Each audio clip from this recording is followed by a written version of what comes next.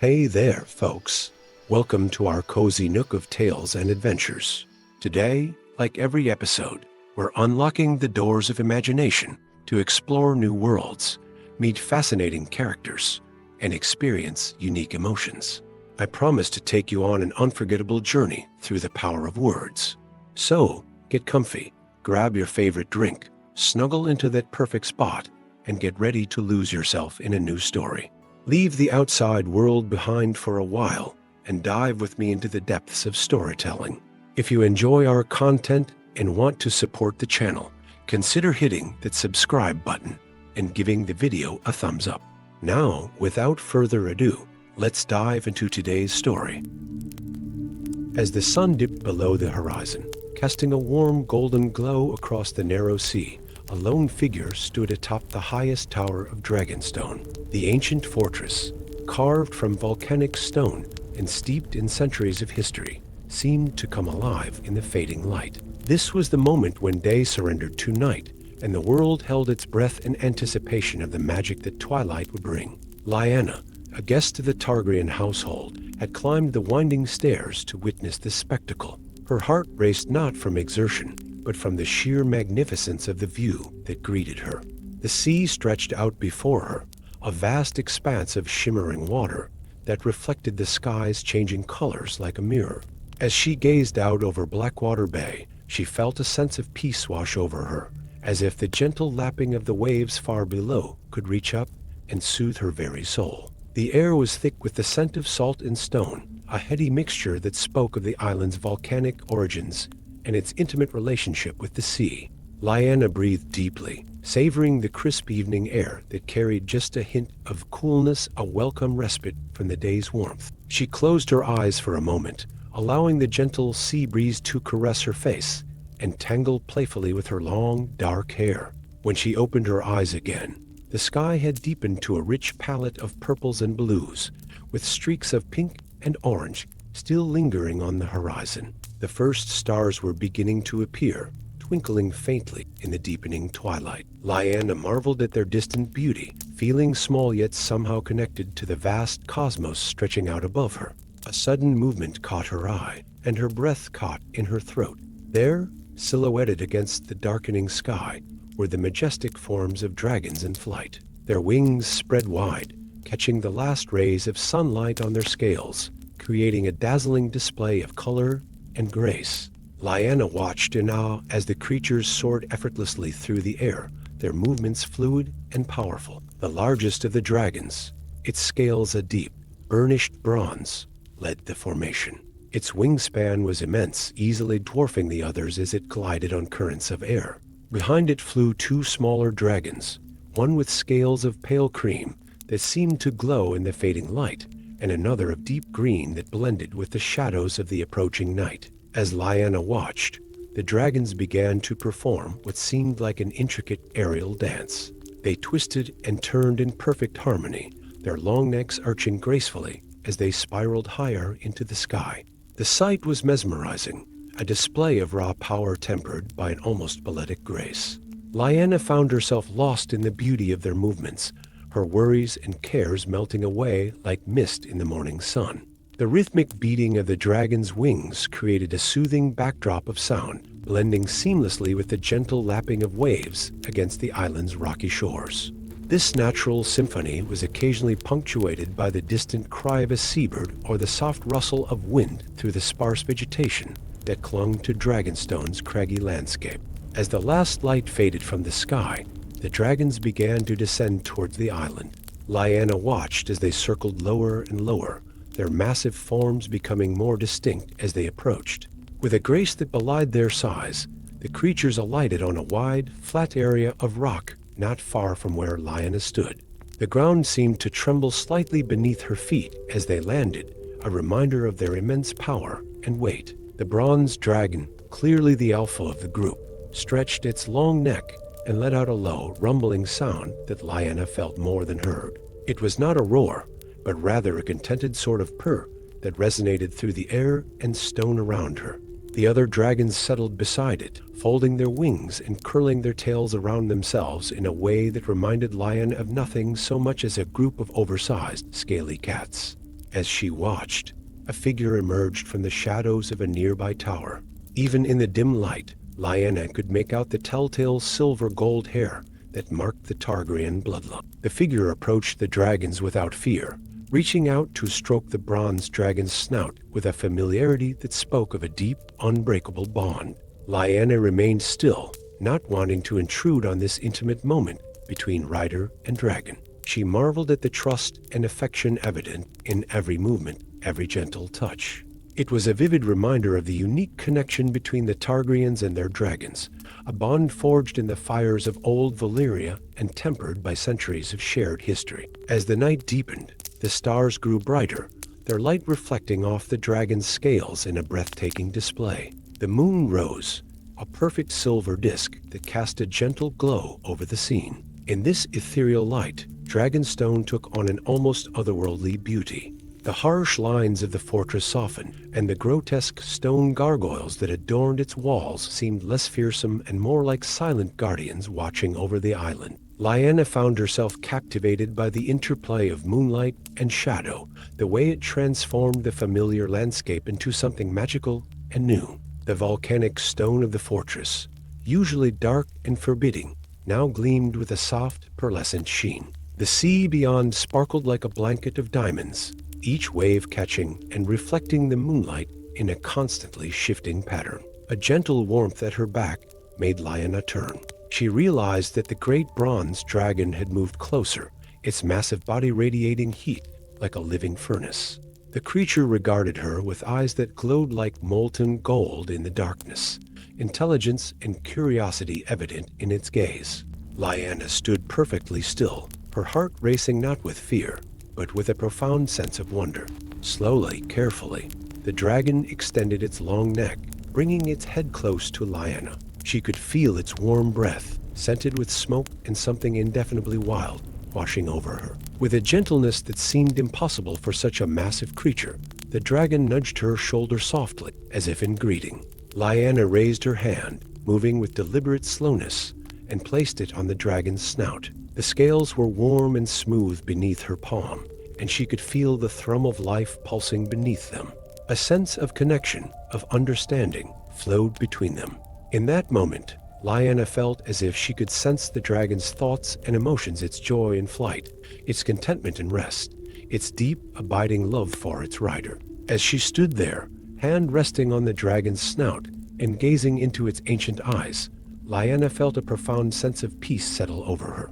All the worries and cares that had weighed on her mind seemed to melt away, insignificant in the face of this timeless moment. She understood, suddenly and completely, why the Targaryens valued their dragons so highly. These creatures were more than mounts or weapons, they were companions, confidants, an integral part of the Targaryen soul. The moment stretched on, timeless and perfect. Lyanna lost all sense of how long she stood there, connected to the dragon and through it to the very essence of Dragonstone itself. She felt as if she could remain in this state forever, suspended between earth and sky, past and present. Eventually, the dragon pulled away gently, turning its head to gaze out over the sea. Lyanna followed its gaze, taking in the beauty of the night-shrouded world around her.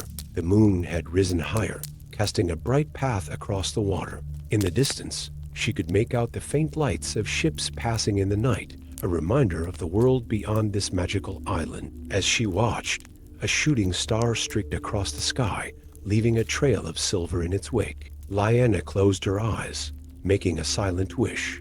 When she opened them again, she felt renewed, as if the star had carried away the last of her troubles and left behind only peace and contentment. The night air had grown cooler, but Lyanna barely noticed, warmed as she was by the dragon's presence and the lingering magic of the moment they had shared. She took a deep breath, filling her lungs with the crisp, salt-tinged air. As she exhaled slowly, she felt a deep sense of gratitude for this experience, for the beauty and wonder of Dragonstone, and for the unexpected connection she had formed with one of its most magnificent inhabitants. As the night deepened and the stars wheeled overhead, Lyanna remained on the tower, a silent witness to the quiet majesty of Dragonstone after dark. The dragons settled into sleep, their massive forms curled protectively around each other. Their rhythmic breathing created a soothing backdrop of sound, blending with the eternal song of the sea. Lyanna felt no desire to leave, content to remain in this peaceful moment for as long as it lasted. She knew that come morning, the sun would rise, bringing with it a new day filled with its own wonders and challenges. But for now, in the quiet of the night, surrounded by the sleeping dragons and the ageless stones of Dragonstone, Lyanna found a perfect tranquility. Here, in this magical place where dragons soared and legends were born, she had discovered a peace she had never known before, a peace that would remain with her long after she left the island's rocky shores. Story 2. As the first light of dawn painted the sky in soft hues of pink and gold, a lone rider emerged from the mist-shrouded Wolfswood. Eddard, a traveler from the south, felt his breath catch in his throat as the imposing silhouette of Winterfell came into view. The ancient stronghold of House Stark stood proud against the backdrop of the northern landscape, its gray stone walls a testament to centuries of history and resilience. The air was crisp and invigorating, carrying the scent of pine and snow from the nearby forests. Eddard breathed deeply, savoring the pure, clean scent that seemed to invigorate his very soul. As he urged his horse forward along the well-worn path, he marveled at the way the rising sun cast long shadows across the frost-covered ground, creating a tapestry of light and dark that danced with each step. Drawing closer to the massive gates of Winterfell, Eddard could hear the distant sounds of life stirring within the castle walls. The soft clanging of metal from the forge, the occasional bark of a dog, and the gentle murmur of voices all blended together in a soothing symphony of daily life. These sounds, muffled by the thick stone walls, seemed to welcome him, promising warmth and comfort after his long journey. As the gates slowly opened before him, Eddard was struck by the sheer scale of the fortress. Winterfell was not just a castle. It was a small city unto itself, with layer upon layer of ancient stonework rising up to touch the sky. The walls seemed to radiate a quiet strength, as if the very stones themselves were imbued with the resilience of the North and its people. Guided by a young stable boy, Eddard made his way through the outer yard. The ground beneath his horse's hooves was solid and well-packed, speaking of countless generations who had walked these same paths. All around him, the castle was coming to life. Servants hurried about their morning tasks. The smell of freshly baked bread wafted from the kitchens, and somewhere in the distance, he could hear the rhythmic pounding of a blacksmith's hammer. After seeing to his horse, Eddard was led to the great hall. The massive oak doors creaked open, revealing a cavernous space filled with long wooden tables and benches. At the far end, a raised dais held the ancient seat of the Starks, carved from weirwood and adorned with intricate wolf design. The hall was quiet at this early hour, but Eddard could almost hear the echoes of feasts and councils past, as if the very air held memories of laughter, song, and solemn oaths. A servant approached, offering a warm cup of spiced wine. Eddard accepted gratefully, wrapping his hands around the mug and letting its warmth seep into his travel-weary bones. The rich aroma of cinnamon and cloves filled his senses, mingling with the earthy scent of the wooden beams overhead and the faint smokiness that lingered from last night's fires. As he sipped his wine, Eddard's gaze was drawn to the massive hearths that lined the walls. Though unlit now, he could imagine how they would roar to life in the evening, filling the hall with warmth and casting flickering shadows that danced across the stone floors. Even in the quiet of the morning, there was a sense of comfort and security within these ancient walls. After finishing his wine, Eddard was shown to his chambers.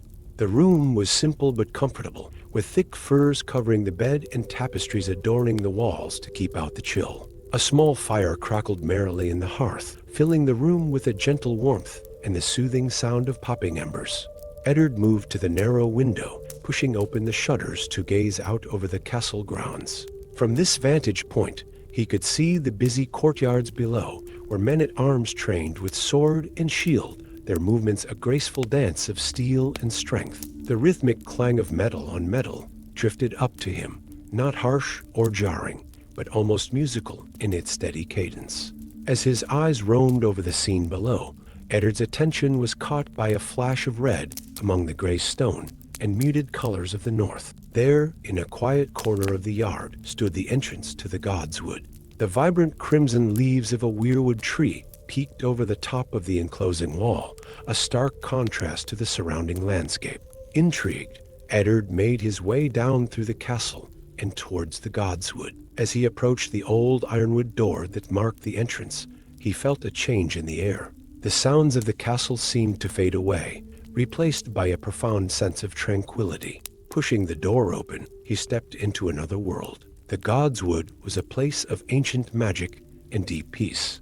Tall sentinel trees stood like silent guardians, their branches reaching up to create a canopy that filtered the sunlight into dappled patterns on the forest floor. The air was different here, still and heavy with the scent of damp earth and growing things. Moss-covered stones lined the paths, muffling his footsteps as Eddard made his way deeper into this sacred grove. At the center of the godswood stood the heart tree, a weirwood of impossible age and size. Its bark was bone white, its leaves a canopy of blood red that seemed to glow in the filtered light. Carved into the trunk was a solemn face, its features worn smooth by countless years of wind and weather. As Eddard approached, he felt a sense of awe wash over him. This was the old god's domain, a place where the ancient magic of the north still lingered. Eddard settled himself at the base of the heart tree, leaning back against its massive trunk. The rough bark pressed against his back, grounding him in the moment. He closed his eyes, listening to the gentle rustle of leaves overhead and the soft gurgle of a nearby stream. Time seemed to slow in this place, the worries and cares of the outside world fading away like mist in the morning sun. As he sat in quiet contemplation, Eddard became aware of the life that filled the godswood. A gentle breeze carried the sweet song of birds hidden among the branches. Somewhere nearby, he could hear the soft patter of small animal feet on fallen leaves. The air was alive with the buzzing of insects and the occasional splash of fish in the black pool that lay still as a mirror at the foot of the heart tree. Opening his eyes, Eddard watched as a shaft of sunlight broke through the canopy, illuminating a patch of delicate white flowers that dotted the forest floor. Their petals seemed to glow in the golden light, a reminder of the beauty and resilience of life in even the harshest of environments. As the day wore on, Eddard remained in the godswood, losing all sense of time in this timeless place. He watched as the light changed, shifting from the bright gold of midday to the softer, warmer hues of late afternoon. Shadows lengthened, creating new patterns on the ground and giving the familiar shapes of trees and stones a different character. The peace of the godswood had seeped into Eddard's very being. He felt refreshed and renewed, as if the quiet strength of this ancient place had somehow become a part of him. Rising to his feet, he placed a hand on the trunk of the heart tree, feeling the rough bark beneath his palm. There was a sense of connection here, a thread that linked him to all those who had stood in this spot before him, stretching back through the centuries. As Eddard made his way back towards the castle, he carried the tranquility of the godswood with him. The sounds of Winterfell, the clash of training swords, the laughter of children playing, the general bustle of castle life seemed softer now, less intrusive. Everything was bathed in the golden light of the setting sun, casting long shadows and turning the gray stone walls to warm shades of amber and rose. That evening, as Eddard sat in the great hall for the evening meal, he felt a profound sense of belonging. The hall was filled with the warm glow of firelight, the air rich with the scent of roasted meats and freshly baked bread. All around him, the people of Winterfell talked and laughed, their voices blending into a comforting murmur. As he listened to the stories and songs of the North, Eddard realized that Winterfell was more than just an ancient fortress. It was a living, breathing entity, shaped by the land and the people who called it home. From the towering stone walls to the sacred quiet of the godswood, every part of Winterfell told a story of strength, of resilience, and of the deep, abiding peace that could be found in this northern stronghold. As the night deepened and the fires burned low, Eddard made his way back to his chambers. The castle had settled into a peaceful quiet, broken only by the occasional howl of a wolf in the distant woods. Settling into his bed, surrounded by warm furs and the comforting solidity of Winterfell's ancient walls, Eddard felt a deep sense of contentment wash over him. Here, In this place where the old gods still whispered among the weirwood leaves, where the very stones seemed to breathe with the weight of history, Eddard had found something he didn't even know he was seeking.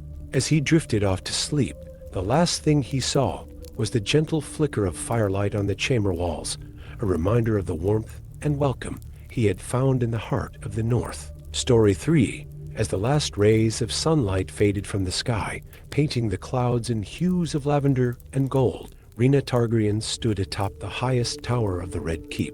The warm summer air carried the scent of the sea, mingling with the earthy aroma of the city below. She closed her eyes for a moment, savoring the peace that twilight brought to the usually bustling King's Landing. Opening her eyes, Rhaena gazed out over the sprawling cityscape. The first stars were beginning to twinkle in the deepening blue of the sky, mirroring the flickering lights of lanterns and hearth fires that dotted the landscape below. In the distance, the calm waters of Blackwater Bay reflected the fading light, a mirror of silver stretching to the horizon.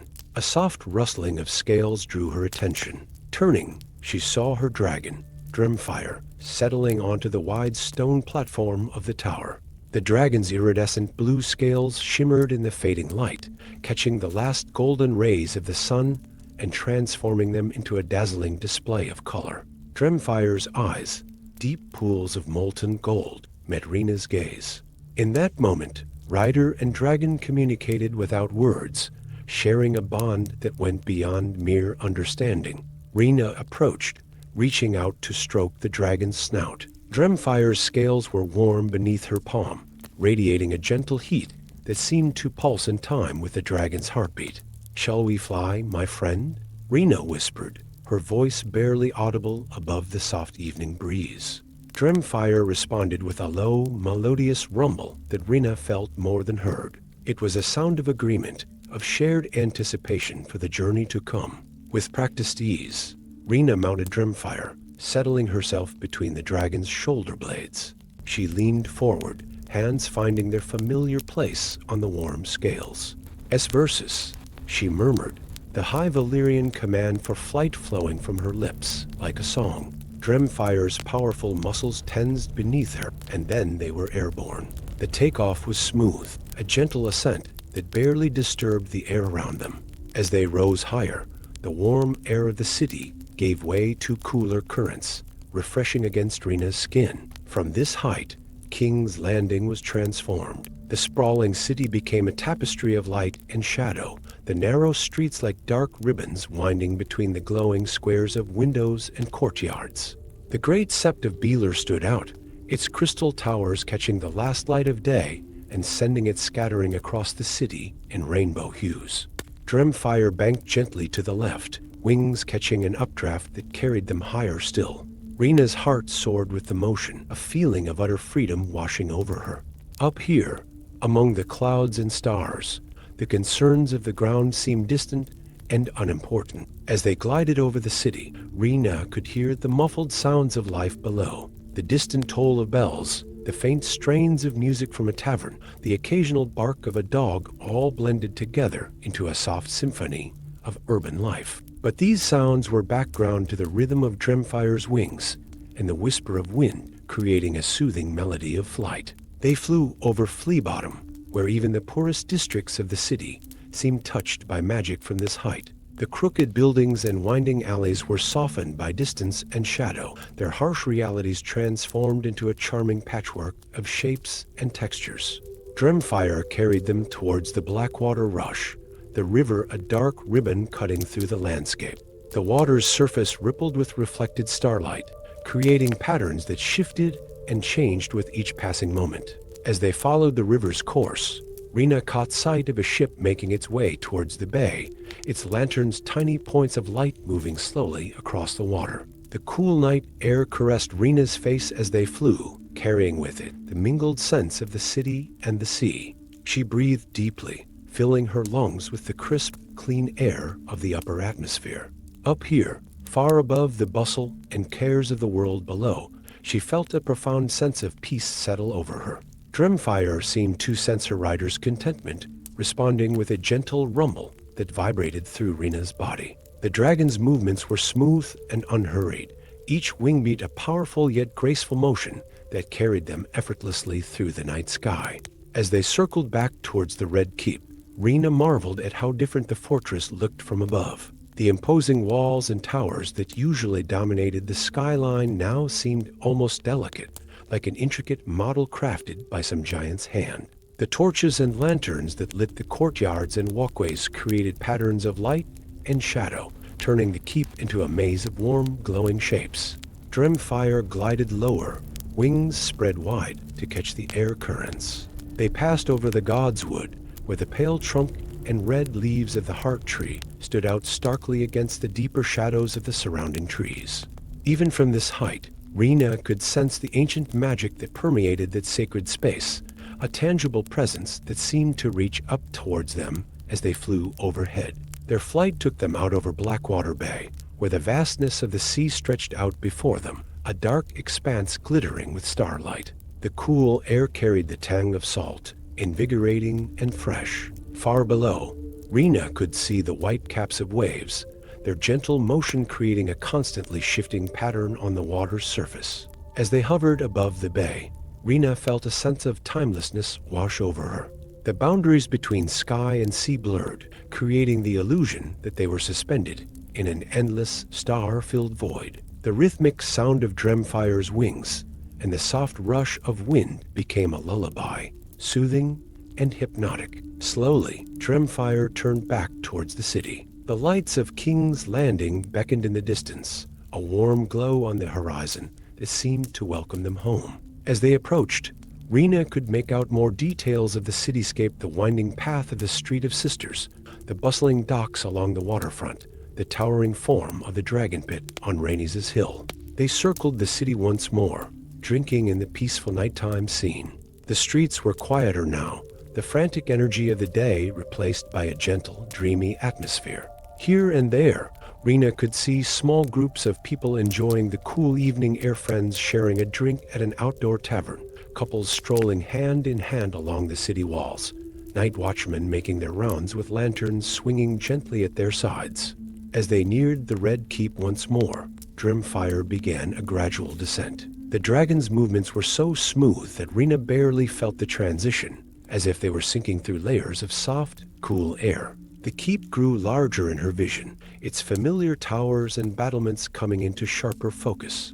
With a grace that belied her enormous size, Dremfire alighted on the same tower from which they had departed. The stone was still warm beneath her claws, retaining the heat of the day. Rena dismounted, her movements slow and relaxed, suffused with the tranquility of their flight. She stood for a moment beside Dremfire, one hand resting on the dragon's neck. Together, they gazed out over the sleeping city, sharing a moment of quiet communion. The night air was filled with the gentle sounds of a city at rest: the distant lapping of waves against the shore, the soft rustle of leaves in the godswood, the occasional quiet footsteps of guards on their rounds. As the moon rose higher in the sky, casting a silvery glow over the landscape, Rena felt a deep sense of contentment settle over her. The nighttime flight had washed away the cares and concerns of the day, leaving her refreshed and at peace.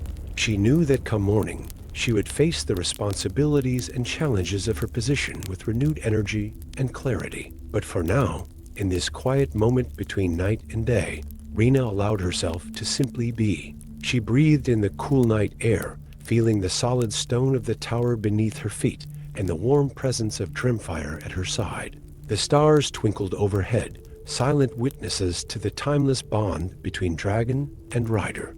As Rena finally turned to make her way back to her chambers, she carried with her the serenity of the night sky, the memory of soaring above the city, of the wind in her hair, and the stars all around would linger long after she closed her eyes. And as she drifted off to sleep, her dreams would be filled with the freedom and wonder of flight, carrying her once more through the peaceful night skies above King's Landing. Story 4. As the last rays of sunlight faded from the sky, casting long shadows across the stone walls of the Red Keep, Old Nan settled into her favorite chair by the crackling hearth. The chamber, tucked away in a quiet corner of the ancient fortress, was a haven of warmth and comfort. Soft furs lined the walls, muffling the sounds from the bustling castle beyond, while flickering candles cast a gentle, golden glow across the room. The air was rich with the scent of beeswax and the faint, pleasant mustiness of old books. A gentle breeze whispered through the partially open window, carrying with it the salty tang of the nearby Blackwater Bay and the earthy aroma of the godswood. Old Nan breathed deeply, savoring the familiar smells that spoke of home and history. As she adjusted her shawl around her shoulders, the door creaked open. A group of children, their eyes wide with anticipation, filed quietly into the room. They ranged in age from young Rickon, barely more than a toddler, to Rob and John, on the cusp of manhood. Sansa and Arya settled themselves on plush cushions near the fire, while Bran clambered onto a low stool, leaning forward eagerly. Old Nan's eyes, though clouded with age, twinkled with warmth as she gazed at the young Starks. Her gnarled hands, strong despite their apparent fragility, smoothed the fabric of her skirts as she prepared to weave her tales.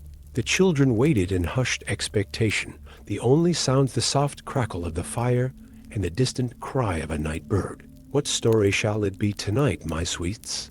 Old Nan's voice was low and melodious, carrying the weight of countless years and innumerable tales. "Shall we hear of Bran the Builder and the raising of the wall? Or perhaps the tale of the Night of the Laughing Tree?" Bran piped up, his voice eager. "Tell us about the dragons, Nan, about the Targaryens and their conquest of Westeros." Old Nan chuckled softly, the sound like leaves rustling in a gentle breeze. "Ah, the dragons. Yes, I remember them well." She paused, her eyes taking on a faraway look, as if gazing into the distant past. The children leaned in closer, drawn by the promise of magic and wonder in her words.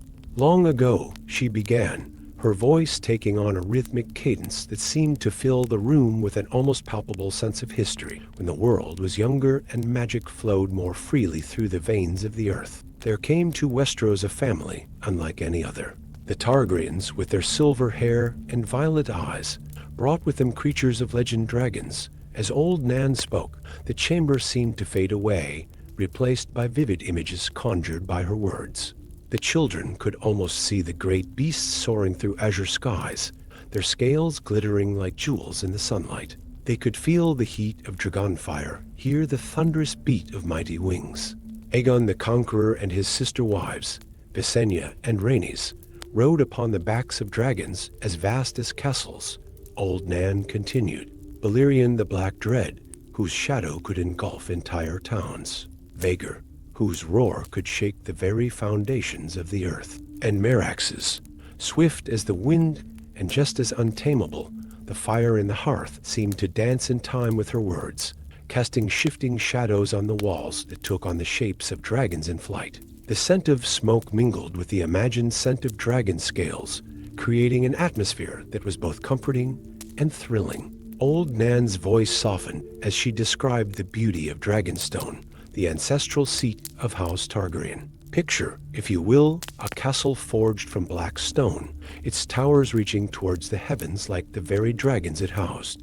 The halls echoed with the soft scrape of scales on stone, the air warm with the breath of living legends. Sansa sighed dreamily, her mind filled with images of noble dragon lords and their magnificent mounts. Even Arya, usually restless during story time, sat perfectly still, her eyes wide with wonder. As the tale unfolded, Old Nan painted a picture of a Westeros transformed by the arrival of the Targaryens. Her words carried the listeners across vast plains and mighty rivers, through ancient forests and over towering mountains.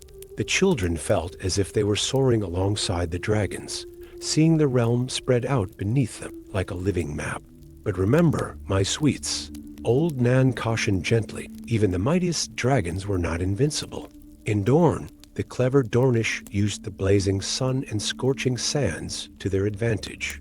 The dragon Meraxes fell there, pierced through the eye by a lucky shot from a scorpion bolt. A hush fell over the room as the children contemplated the fall of such a magnificent creature. Old Nan allowed the silence to linger for a moment before continuing, her voice taking on a more soothing tone. "Yet for all their power, the dragons were also creatures of beauty and grace," she said.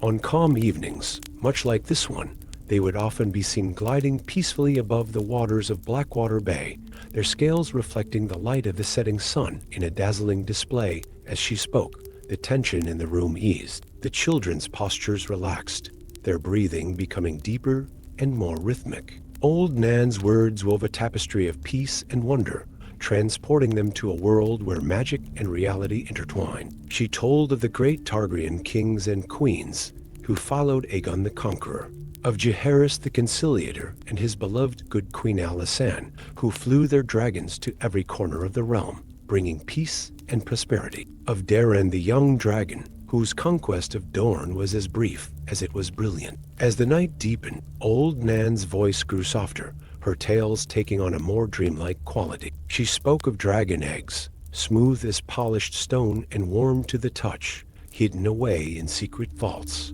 of the deep bond between dragon and rider, a connection that transcended words and went soul deep. The fire had burned low, its flames casting a soft, warm glow across the room. Outside, the night was still, broken only by the occasional hoot of an owl or the distant lapping of waves against the shore. Inside the chamber, the children had settled into various states of relaxation. Rickon had long since fallen asleep, curled up like a cat on a pile of furs.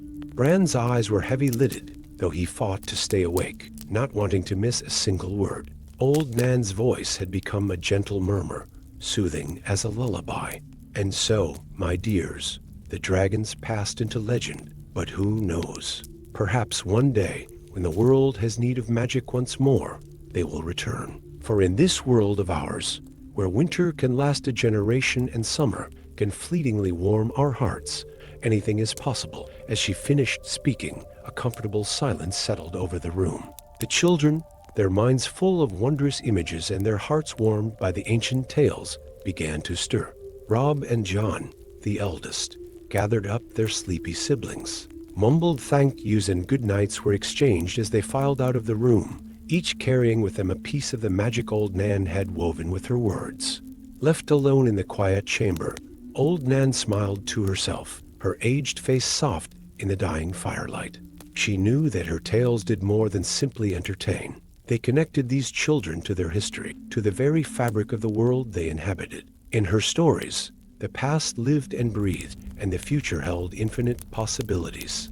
As she slowly rose from her chair, joints creaking softly, Old Nan made her way to the window. She gazed out at the star-strewn sky, her mind drifting back through the countless stories she had told over the years.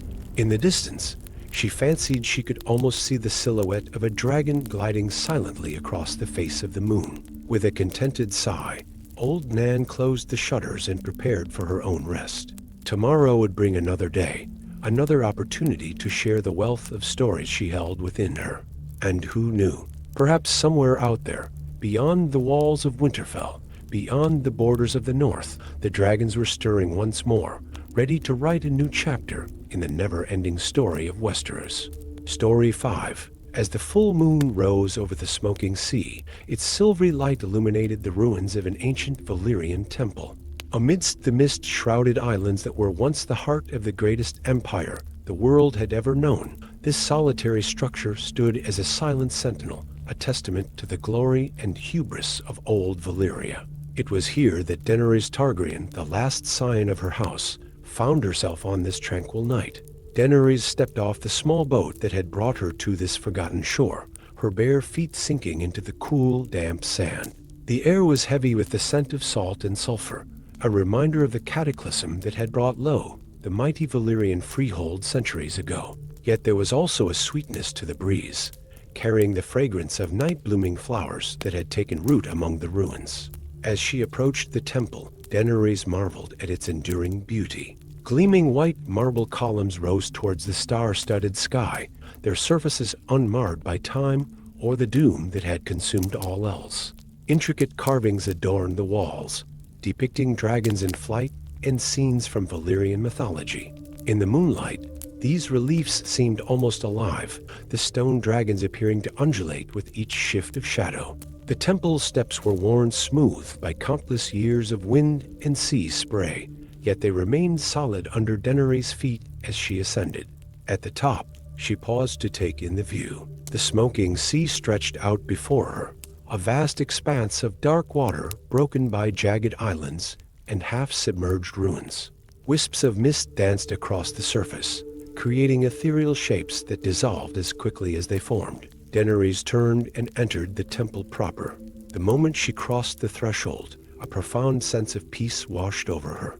The sounds of the outside world, the gentle lapping of waves, the distant cry of a night bird faded away, replaced by a deep, comforting silence. The air inside was cool and still, carrying the faint scent of ancient incense that seemed to linger despite the centuries. Moonlight streamed through high windows, casting long shadows across the polished floor. Daenerys' footsteps echoed softly as she moved deeper into the temple, each sound seeming to reverberate through time itself. The walls were lined with alcoves, each holding a statue of a long-forgotten Valyrian god or hero. Their unseeing eyes seemed to follow her progress, not with malice, but with a benevolent curiosity. At the heart of the temple, Daenerys found herself in a vast circular chamber. The domed ceiling soared high above, its surface inlaid with precious stones that glittered like stars in the dim light. At the center of the room stood an altar of black stone, its surface as smooth and reflective as still water. Drawn by an inexplicable pull, Daenerys approached the altar. As she drew near, she noticed intricate patterns etched into its surface, swirling designs that seemed to move and shift as she gazed upon them. She reached out, her fingers hovering just above the cool stone, feeling the faintest tingle of ancient magic that still resided within. A soft sound caught her attention, and Daenerys looked up to see a shaft of moonlight streaming through an opening in the dome directly above the altar. As the light touched the black stone, the patterns began to glow with a soft, pulsing radiance. The light spread outward, tracing lines across the floor and up the walls, illuminating the chamber in a gentle, otherworldly glow. The air seemed to thicken, filled with whispers just beyond the edge of hearing. Daenerys closed her eyes, allowing the sensations to wash over her.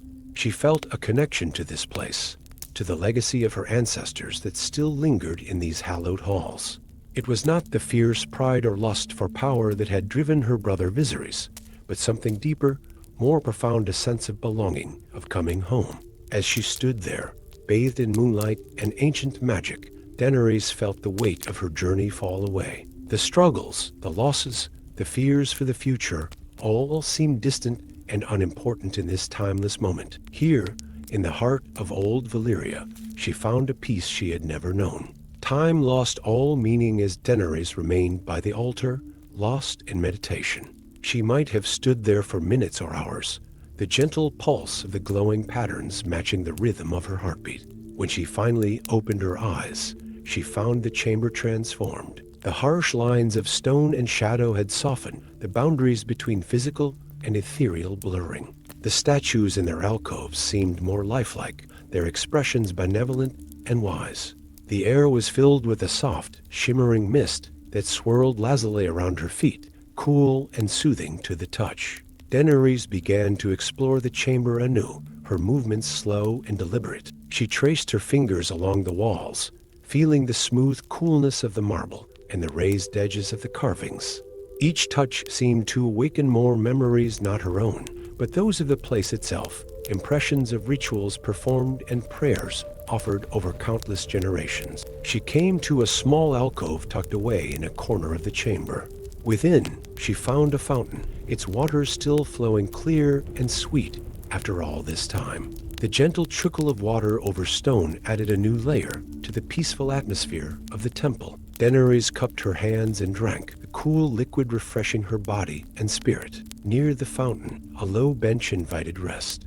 Daenerys sat, feeling the solid support of the ancient stone beneath her. From this vantage point, she could take in the entire chamber, marveling at the play of light and shadow, the intricate details that revealed themselves the longer she looked. As she sat in quiet contemplation, Daenerys became aware of a subtle shift in the air. The mist that filled the chamber began to coalesce, forming shapes that drifted lazily through the space. At first, they were indistinct, mere suggestions of form. But as she watched, the shapes became clearer, the sinuous bodies of dragons in flight. These misty apparitions moved with a grace that defied their enormous size, gliding effortlessly through the air, as if it were water. Their wings spread wide, catching the moonlight and scattering it in rainbow hues. Daenerys watched in awe as they spiraled around the chamber, their movements creating intricate patterns in the air. One of the mist dragons approached her, its form becoming more distinct as it drew near. Daenerys could make out every scale, every ridge and horn, rendered in translucent perfection. The dragon's eyes, glowing with an inner light, met hers. In that moment, Daenerys felt a connection deeper than any she had known, even with her own living dragon. This was the spirit of Valyria itself, reaching out across the centuries to touch its last daughter. The dragon exhaled, a soft mist that enveloped Daenerys in warmth and the scent of summer flowers. As the mist dissipated, she found herself filled with a profound sense of peace and purpose. The doubts and fears that had plagued her melted away, replaced by a quiet confidence and clarity of vision. As the night wore on, the mist dragons continued their aerial dance, their forms gradually becoming less distinct. Daenerys remained on her bench, content to watch as the magical display slowly faded. The glowing patterns on the floor and walls dimmed, the shimmering mist thinned, and the chamber returned to its moonlit serenity. When the first light of dawn began to filter through the high windows, Daenerys stirred from her reverie. She stood, stretching muscles that felt renewed rather than stiff from the long night's vigil. As she made her way back through the temple, she carried with her a sense of tranquility and connection that she knew would remain long after she left this place. Emerging from the temple, Daenerys paused on the top step. The smoking sea lay before her, painted in the soft pinks and golds of sunrise. The air was fresh and invigorating, filled with the promise of a new day. As she descended the steps, Daenerys felt as though she were walking not just into morning, but into a future bright with possibility. The small boat awaited her on the shore, ready to carry her back to the world beyond. As Daenerys pushed off from the ancient coastline, she looked back at the temple. In the growing light of day, it stood proud and serene, a beacon of peace in a turbulent world. She knew that whatever challenges lay ahead, she would always carry a piece of this night with her, a touchstone of tranquility in the heart of the last Targaryen. Story 6. As the first light of dawn began to filter through the thick morning mist, Brynden Rivers, known to many as Bloodraven, stood at the edge of a small wooden dock on the banks of the Green Fork. The air was cool and damp, filled with the earthy scent of river water and wet leaves. In the distance, the faint calls of awakening birds heralded the coming day, their songs muffled by the heavy blanket of fog that enveloped the landscape. Bloodraven's single red eye gazed out over the misty expanse of the river, his expression serene despite the birthmark that had earned him his nickname, a wine-colored patch of skin in the shape of a raven. His long white hair, as pale as the mist itself, hung loose about his shoulders, moving gently in the soft morning breeze. A small, flat-bottomed boat bobbed gently at the end of the dock, tethered by a simple rope. With practiced ease, Bloodraven stepped into the craft, his movements careful and deliberate. The boat rocked slightly under his weight, but quickly settled as he found his balance. Untying the mooring rope, he took up the long wooden pole used for steering and propulsion, and with a gentle push against the dock, set off into the mist-shrouded river. As the boat glided silently through the water, the world seemed to fall away. The shore disappeared behind a veil of mist, leaving Bloodraven in a realm of soft grays and muted greens. The only sounds were the gentle lapping of water against the hull and the occasional whisper of the pole as it dipped into the river. Bloodraven allowed the current to guide the boat, using the pole only to make subtle adjustments to their course. His keen eye, honed by years of service as spymaster to the Targaryen kings, picked out the shapes of submerged logs and hidden sandbars through the murky water, allowing him to navigate with a grace that seemed almost supernatural. As they drifted along, the mist began to thin in places, revealing glimpses of the world beyond. Ancient willows lined the banks, their long, slender branches trailing in the water like the fingers of giants. Occasionally, a fish would leap from the river, creating ripples that spread out in perfect circles before disappearing into the mist. Time seemed to lose all meaning in this ethereal landscape. Bloodraven found his thoughts drifting, not to the political intrigues of King's Landing or the weighty responsibilities of his office, but to the simple beauty of the moment. The cool air on his skin, the gentle rocking of the boat, play of light and shadow as sunbeams began to pierce the mist, all combined to create a profound sense of peace. As the boat rounded a gentle bend in the river, a family of otters came into view. They played in the shallows near the bank, their sleek bodies diving and twisting with a joyful abandon. Bloodraven watched them with a small smile, reminded of the simple pleasures that existed in the world, far removed from the complex machinations of court life. The otters, noticing the boat, paused in their play to watch its passage. Their bright, curious eyes met Bloodraven's gaze, a moment of connection between man and nature. As the boat drifted past, the otters resumed their frolicking, their splashing adding a cheerful counterpoint to the tranquil atmosphere. As the morning wore on, the mist began to lift in earnest. Shafts of sunlight broke through, turning the lingering fog into a golden haze. The world seemed to awaken fully, colors becoming more vibrant as the last of the mist burned away. The green of the riverbanks deepened, the blue of the sky overhead brightened, and the water itself transformed from a dull gray to a rich, sparkling blue. Bloodraven guided the boat towards a small, sandy inlet that caught his eye. As the bow gently ground against the shore, he stepped out, his feet sinking slightly into the soft, cool sand. He pulled the boat up onto the bank, securing it with a practiced hand before turning to explore this peaceful spot. The inlet was a natural haven, sheltered by overhanging trees and bordered by a small meadow filled with wildflowers. Bloodraven made his way to a sun-warmed rock at the water's edge, settling himself with a contented sigh. Here, away from the cares and duties of his position, he allowed himself a rare moment of true relaxation. Closing his eye, Bloodraven focused on the sounds around him, the gentle gurgle of the river as it flowed past, the rustle of leaves in the light breeze, the buzzing of insects going about their daily business, all combined into a soothing natural symphony. He breathed deeply, filling his lungs with the clean, crisp air, scented with the fragrance of wildflowers and river water. As he sat in quiet contemplation, Bloodraven became aware of a presence nearby. Opening his eye, he saw a great blue heron standing at the water's edge, its long neck curved in an elegant S shape as it watched the shallows for fish. The bird's stillness and patience were a lesson in themselves, a reminder of the virtues of careful observation and waiting for the right moment to act. For a long while, man and bird shared the peaceful inlet, each respecting the other's presence without intrusion. When the heron finally struck, its beak darting into the water with lightning speed to emerge with a small fish, Bloodraven felt a sense of satisfaction that had nothing to do with his own actions. It was enough to be a witness to this small drama of nature, to be part of the world without seeking to control it. As the sun climbed higher in the sky, Bloodraven reluctantly prepared to return to his journey. He knew that duties and responsibilities awaited him, that the peace of this morning was a temporary respite from the complex world of politics and power.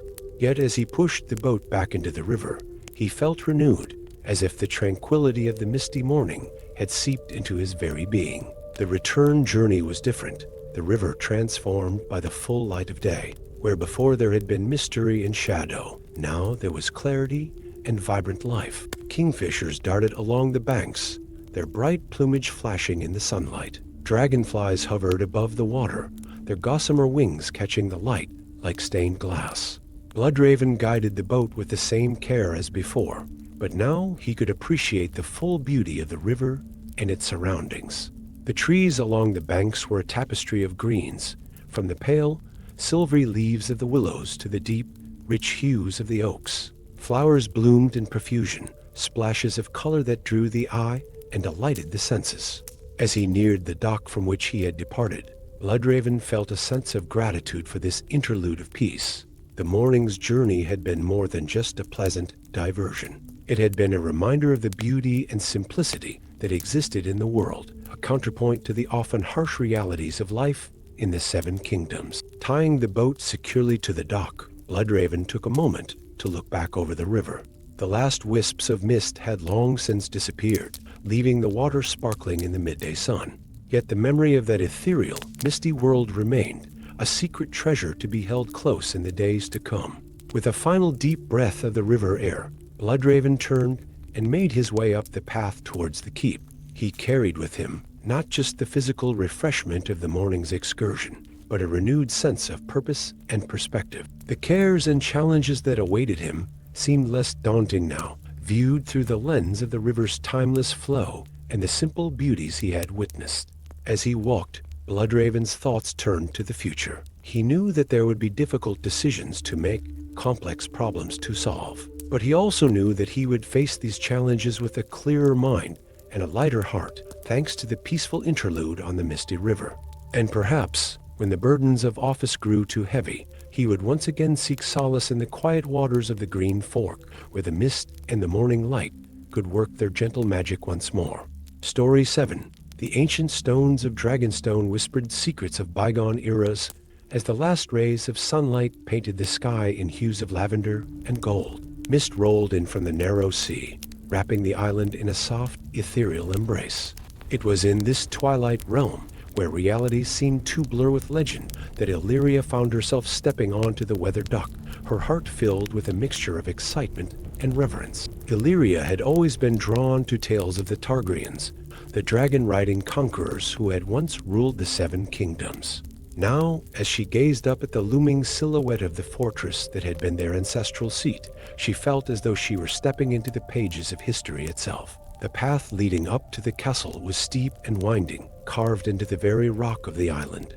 Illyria's footsteps echoed softly against the stone, accompanied by the gentle lapping of waves against the shore below. The air was thick with the scent of salt and sulfur, a reminder of the volcanic nature of the island. As she climbed, Illyria's fingers trailed along the rough-hewn walls that lined the path. The stone was cool beneath her touch, its surface etched with centuries of wind and rain. Here and there, she noticed strange symbols carved into the rock, ancient Valyrian glyphs, perhaps their meanings lost to time. The mist grew thicker as Illyria ascended, swirling around her legs and softening the edges of the world. It lent an air of mystery to her journey, as though she were walking through the veil between past and present. The distant cry of a seabird pierced the silence, a haunting sound that seemed to echo the longing in Illyria's own heart.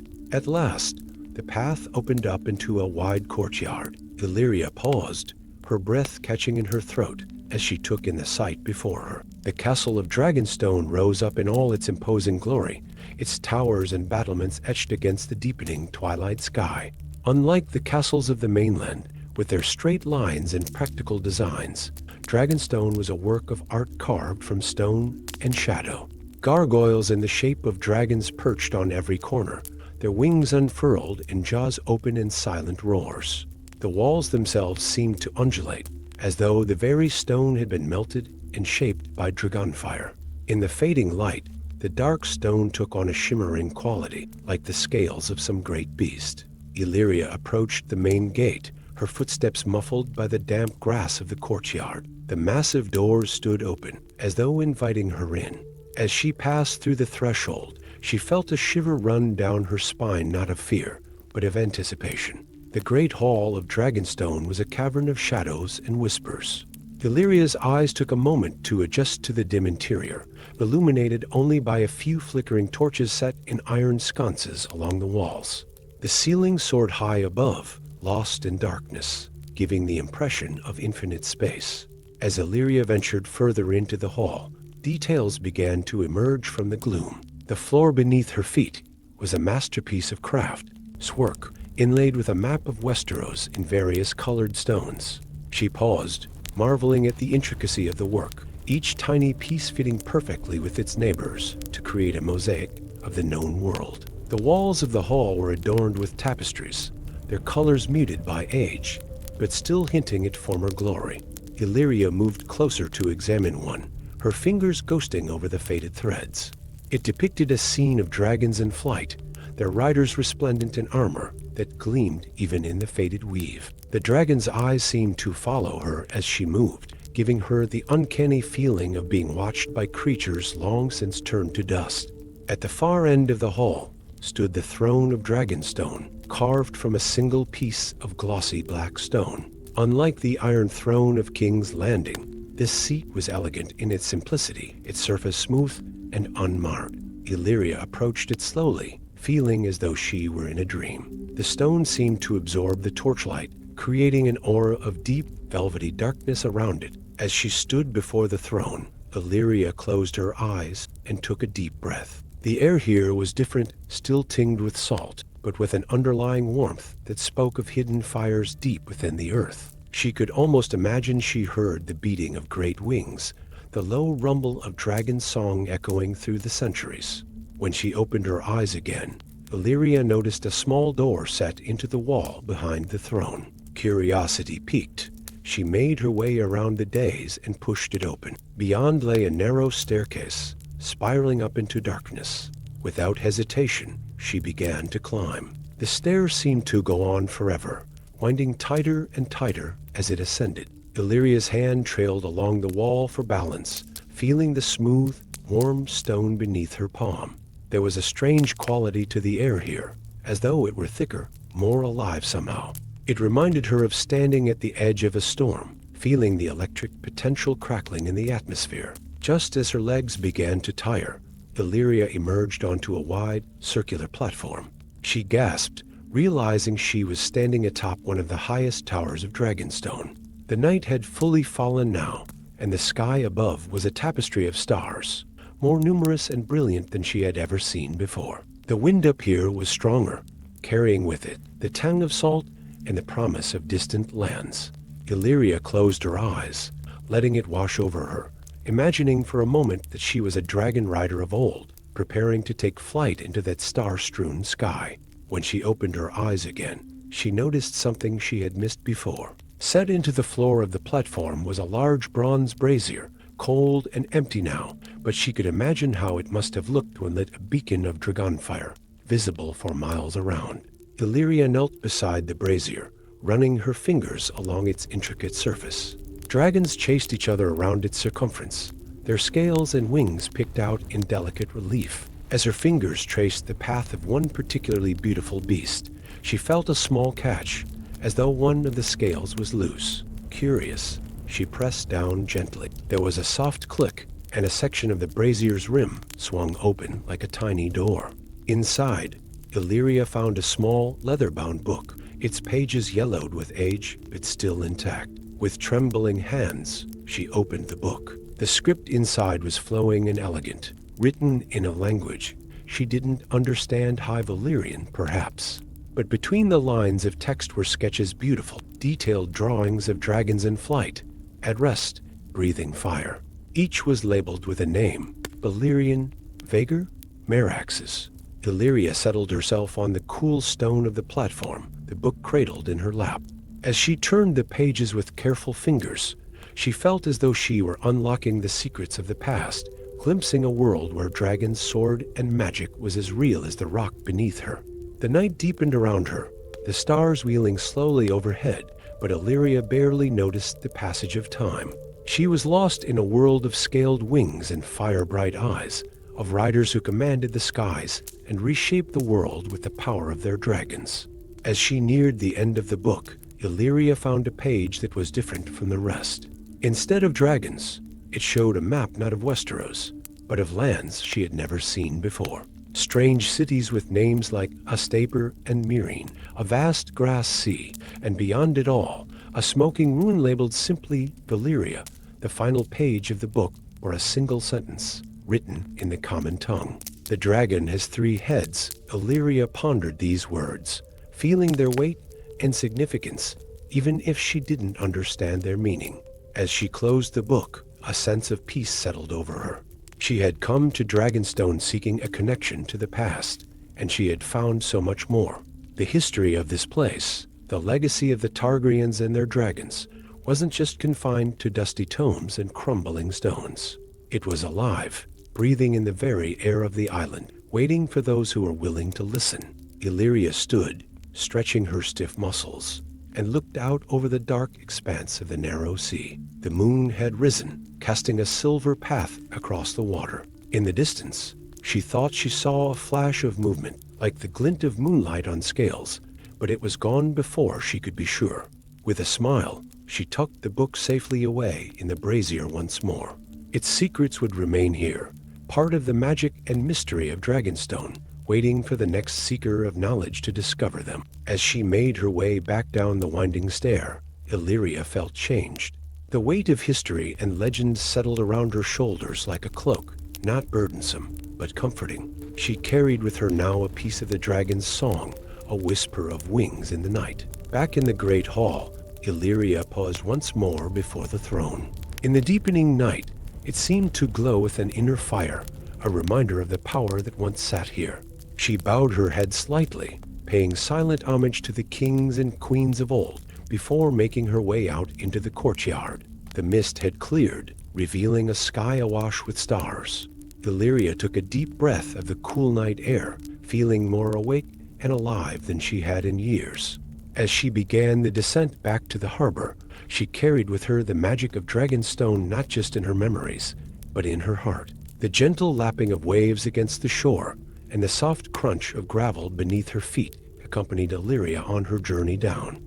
Each step felt like a transition, slowly bringing her back to the present, yet the sense of wonder and timelessness lingered. As she reached the dock where her boat waited, Illyria turned for one last look at the looming silhouette of Dragonstone against the star-strewn sky. For a moment, she thought she saw a flicker of movement among the towers, like the unfurling of great wings. But then it was gone, leaving her with a smile and a heart full of dreams as she stepped onto the gently rocking boat, ready to carry the magic of this night with her always.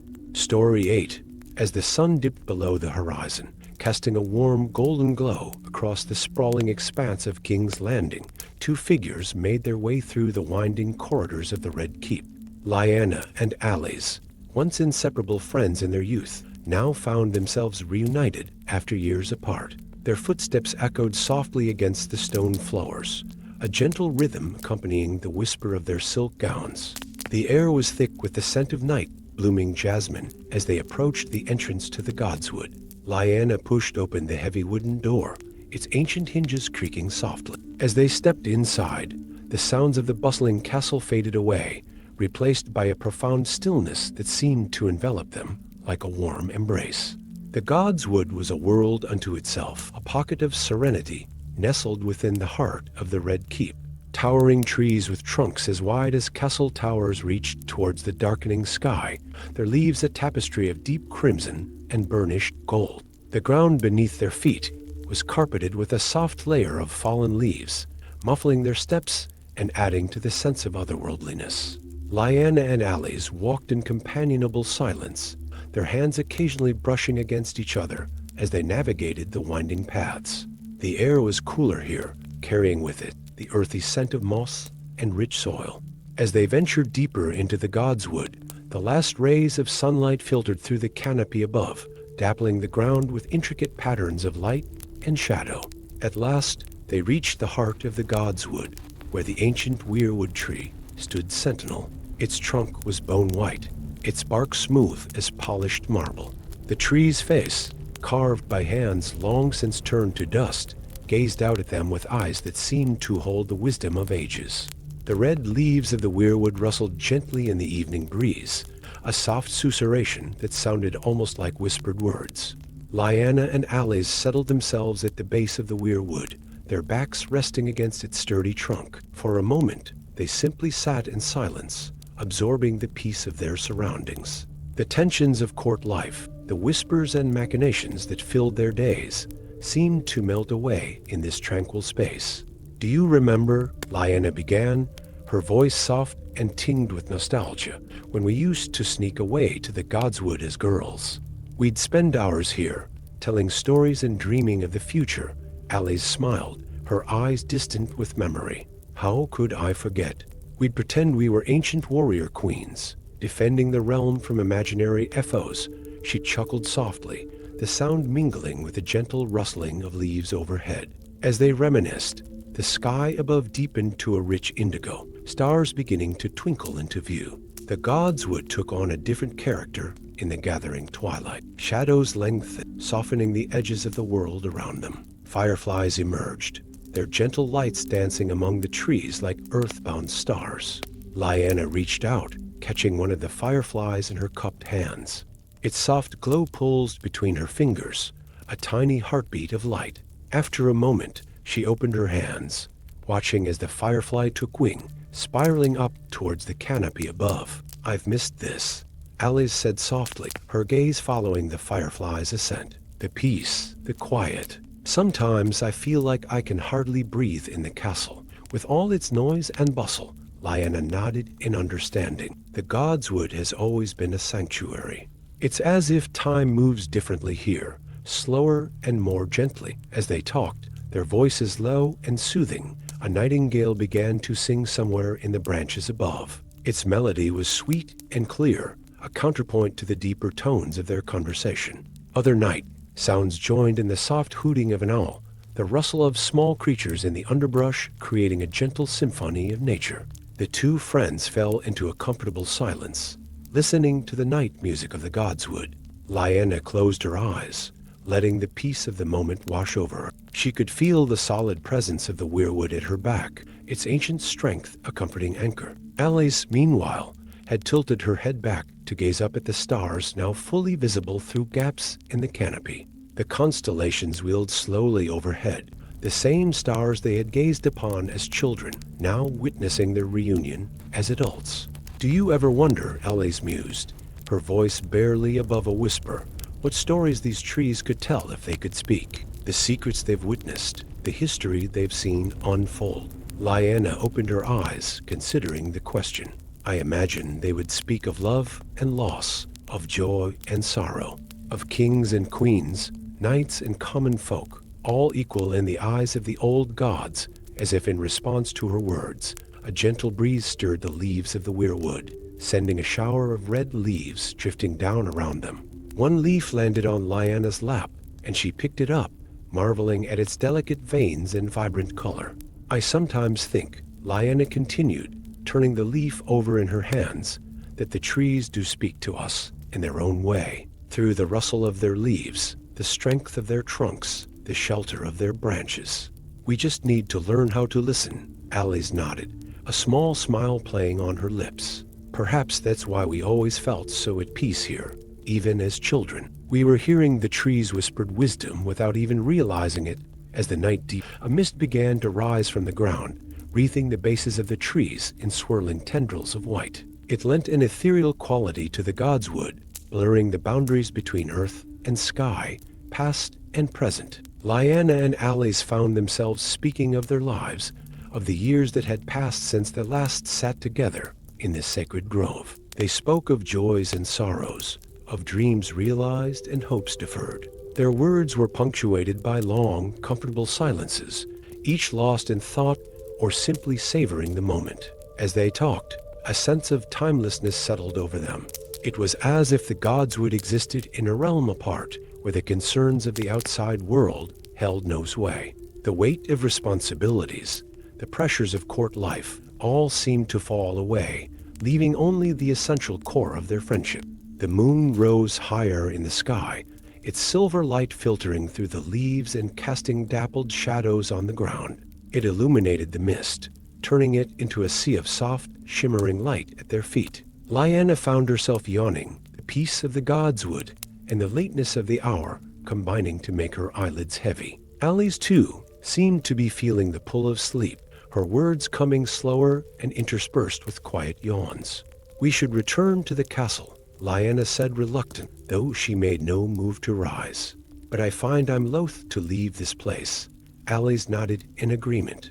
"Just a few moments more," she murmured, her head coming to rest on Lyanna's shoulder. They sat in companionable silence, listening to the night sounds of the godswood. The nightingale had ceased its song, replaced by the gentle chirping of crickets and the soft rustling of leaves in the night breeze. As the moon climbed higher, painting the godswood in shades of silver and shadow, Lyanna and Alice finally stirred. They rose slowly, stretching limbs stiff from sitting for so long. Yet despite the lateness of the hour, they felt refreshed, as if they had taken a draught from some magical spring of renewal. They made their way back through the godswood, the path now illuminated by moonlight and the gentle glow of fireflies. The mist swirled around their ankles as they walked, like tendrils of dreams made visible. At the edge of the godswood, just before they reached the door that would lead them back into the castle, Lyanna and Alice paused. They turned to look back at the heart tree, its pale trunk ghostly in the moonlight, its red leaves a darker shadow against the night sky. "We must do this again," Alice said softly, squeezing Lyanna's hand. "Return to the godswood, I mean. It's too easy to forget the peace that can be found here, amidst the chaos of daily life." Lyanna nodded, returning the gentle pressure of her friend's hand. "We will," she promised. "The godswood will always be here, a haven when we need it, and so will our friendship." With one last look at the silent sentinels of the godswood, Lyanna and Alice pushed open the heavy wooden door and stepped back into the world of the Red Keep. Yet as they made their way through the quiet corridors to their chambers, they carried with them a sense of the godswood's peace, a tranquility that seemed to emanate from within. As they bid each other good night, both women felt a renewed sense of connection, not just to each other, but to the ancient rhythms of the world around them. The godswood had worked its quiet magic, reminding them of the enduring power of friendship, the wisdom of ancient trees, and the peace that can be found when one takes the time to listen to the whispers of the heart. That night, as Lyanna and Alice drifted off to sleep in their respective chambers, their dreams were filled with the rustle of red leaves, the soft glow of fireflies, and the timeless song of the godswood. And in those dreams, they were once again the carefree girls who had first discovered the magic of that sacred grove, their laughter echoing through the years like the sweetest of melodies.